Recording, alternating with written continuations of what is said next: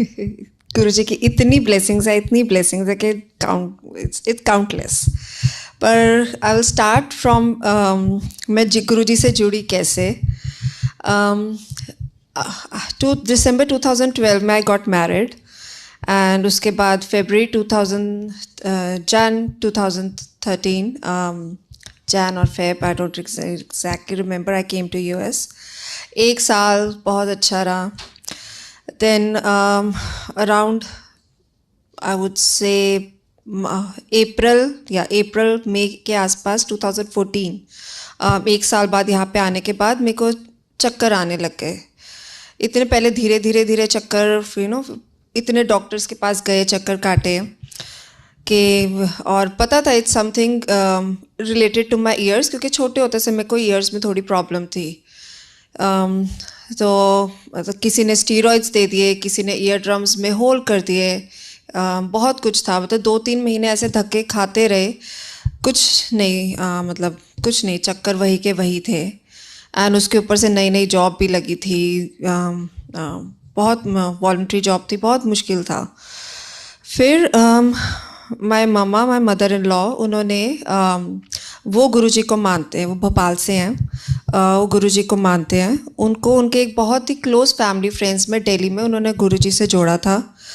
तो जब मैं शादी के टाइम पे जब फ़्लाइट पकड़ के इधर आना था, तो दिल्ली में हम उन्हीं फैमिली फ्रेंड्स के पास रुके थे.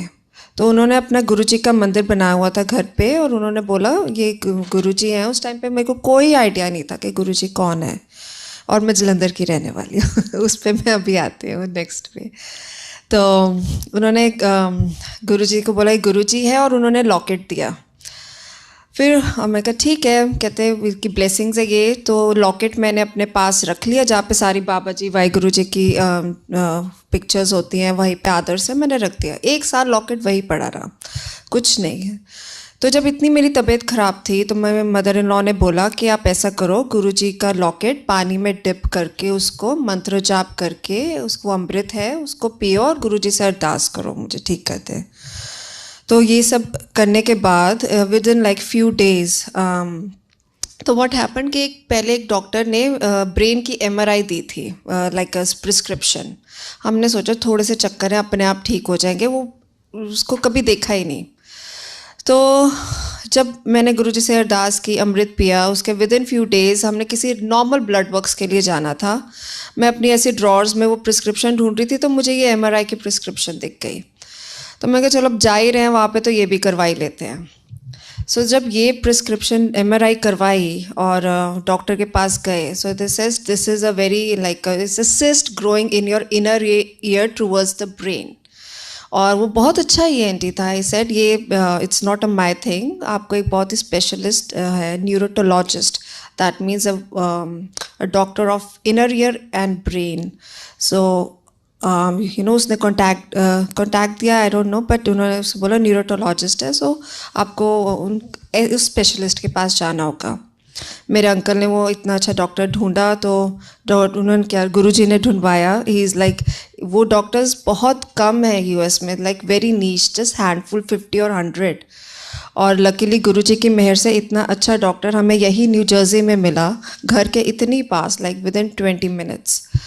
तो उसके वो डॉक्टर को दिखाया, एंड ही सेड कि ये तो it's a serious thing, it's a ear, जल्दी ऑपरेट करना पड़ेगा, but I don't have a dates, मेरे 3-4 महीने कोई डेट्स ही नहीं है. सो वी सेड ठीक है, क्या कर सकते हैं, वेट करते हैं, नहीं है तो. So I think within a week और समथिंग उनके ऑफिस से कॉल आया कि हमारे पास एक within a month surgery की एक स्लॉट है. तो हमने कहा ठीक है, बुक कर दे. सर्जरी हो गई. It was a very long, हमने सोचा नहीं था इतनी लंबी सर्जरी होगी. जो सर्जरी के बाद मैं तो of course I was not in my senses. तो डॉक्टर आए, मेरी फैमिली को बोला कि it was such a big cyst, और कहते ये थोड़ा सा और लेट हो जाता ना, 2-3 महीने और लेट हो जाता अगर, it would have gone to the brain, और हम ये कंट्रोल नहीं कर पाते.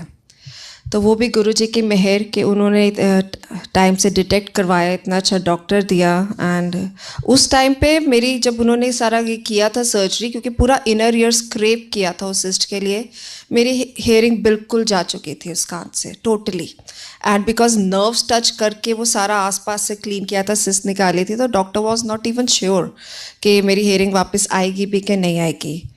एंड ऐसे में जो मेरी इंडिया में मेरी सिस्टर फैमिली, उन डॉक्टर से पूछा, वो कहते नर्व को टच किया तो भूल जाओ, हेयरिंग आएगी। बट गुरुजी की मेहर के आज मैं, छोटे होते से भी मेरे को थोड़ा हेयरिंग लॉस था, आज my hearing is totally normal. My both ears are, उनके ऑपरेशंस हो चुके हैं, एवरीथिंग इज़ गुड। इतनी मतलब आई कैनॉट इवन, जितना भी गुरुजी को इसका शुक्राना करूँ कम है। मैंने कभी सोचा भी नहीं था मेरी लाइफ में, you know, I could hear normally like other people. जय गुरु जी, thank you so much Guru ji. And और इसके बाद ये तो इस माई फर्स्ट स्टेप। एंड मेरे को अभी एक ड्रीम याद आ रहा है गुरु जी का, जब मैं फर्स्ट टाइम गुरु जी के मंदिर आई थी एडिसन में, मैं चल भी नहीं सकती थी क्योंकि सर्जरी हुई थी। यू नो, जो गुरुजी से मैंने लॉकेट में डिप करके अमृत करके वो मांगा था, वो उनके दरबार में आने से पहले मैं जानती भी नहीं थी, फिर भी उन्होंने इतना ब्लेस किया। तो जब मैं आई, पता चला यहाँ पे मंदिर है, मेरे मदर इन लॉ उस टाइम पे उनको पता चला एडिसन में मंदिर है, तो लेके आए। मैं 2 हाथ पकड़ के 2 लोगों की सपोर्ट से धीरे धीरे यू नो मंदिर में आई। And I was like months, इतनी, क्योंकि इनर ईयर था सारा liquid, it was all disturbed. Around से 6-8 महीने मुझे लग गए होंगे नॉर्मली चलने में, नॉर्मली देखने में। So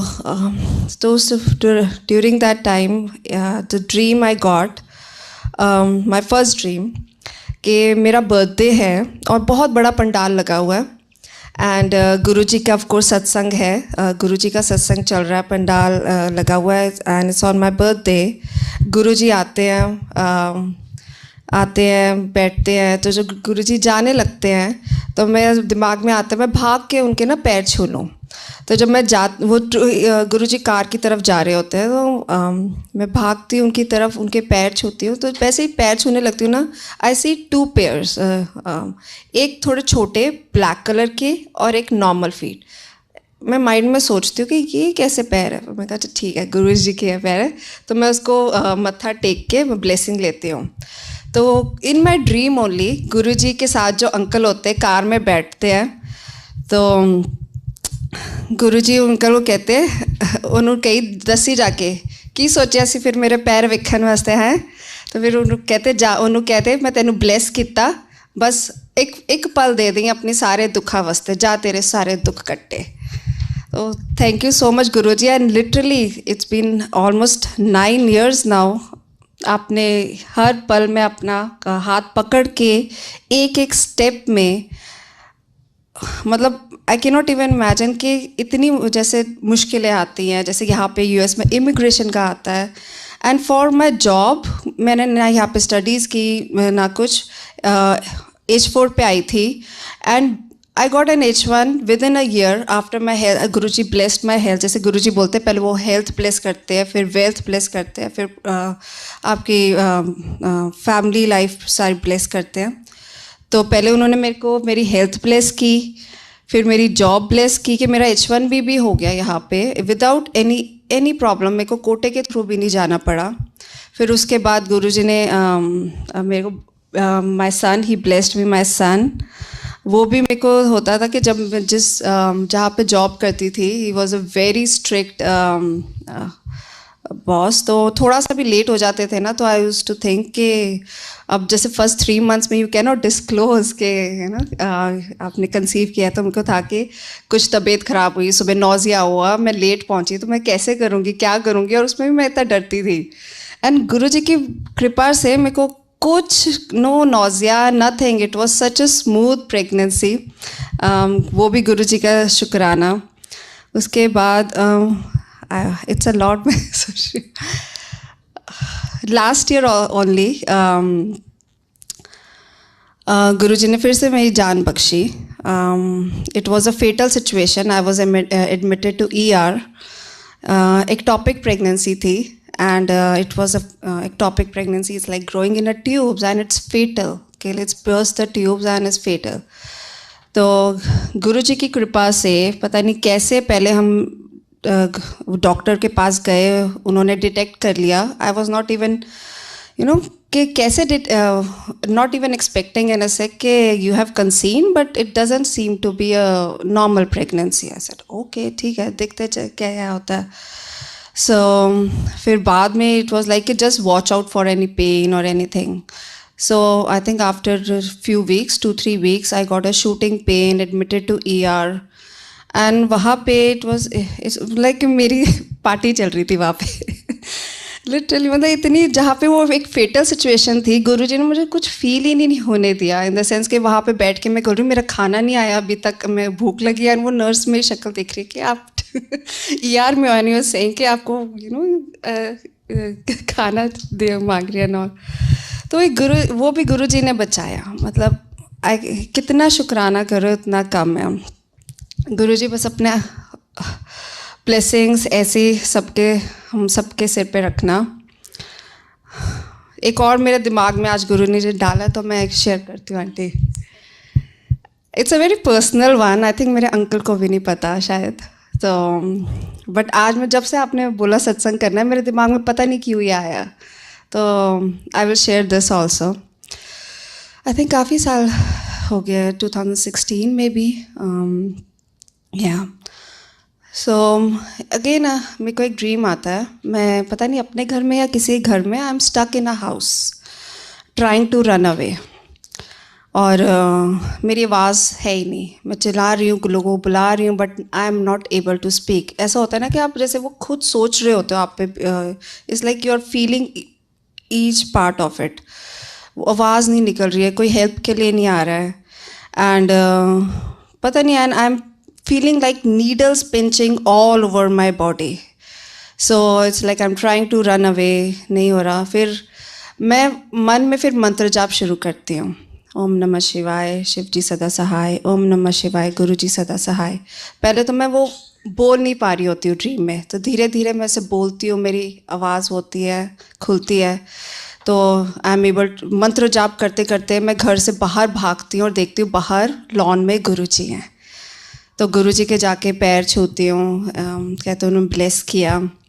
and it was such a disturbing dream that I call my mom. And my mom said I had a same dream.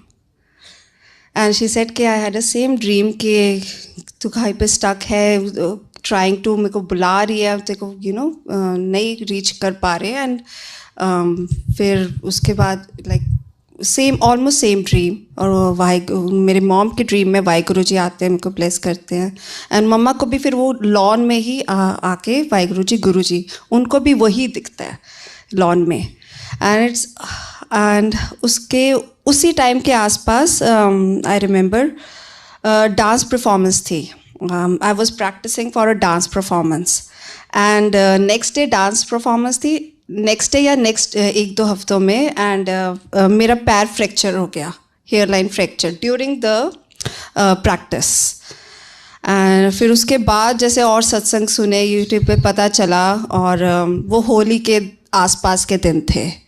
तो पता चला कि ये गुरुजी उस टाइम ऐसे ब्लेस करते हैं. अगर ऑफ कोर्स गुरुजी के दरबार में प्रैक्टिस करते करते फ्रैक्चर हुआ है, और सेम टाइम पे ये ड्रीम मेरे को, मम्मा को आया है.